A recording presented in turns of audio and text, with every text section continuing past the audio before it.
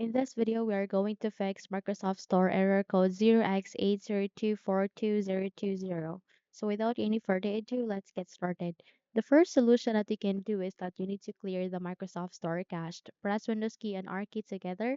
In this small window, type for wsreset.exe, then click on the OK button and wait until you'd be able to complete this procedure. Okay, and once you are done, I want you to check if the error has been fixed. Okay.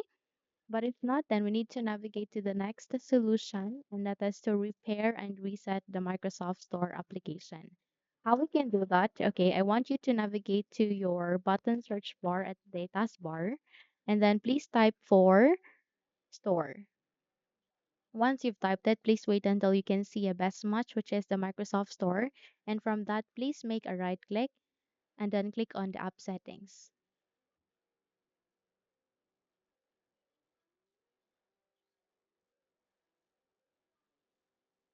Here at the app settings, scroll down, click for repair and reset, and wait until this procedure would be finished. And once you have done it, restart your computer and check if the error has been fixed. However, if the issue still persists, then I want you to copy the command that I have given at the YouTube description, paste it here at the notepad, then navigate to the button search bar. This time, type for PowerShell. Wait until you can see a best match, which is the Windows PowerShell system.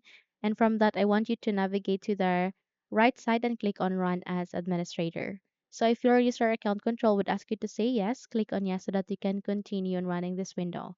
So the catch is you need to copy the first command and paste it here at the Windows PowerShell. Make a right click in order to paste that.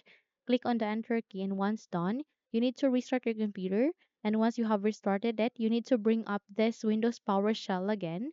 Okay, once you have restarted your computer, bring up the PowerShell again.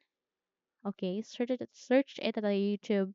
I mean here at the button search bar, search that one. And then there you can see Windows PowerShell.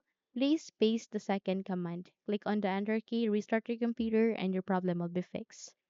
So if you found this video helpful, kindly like and subscribe. You may also click or turn on the notification bell so that you will be notified for more upcoming tutorials. Thank you and have a good day.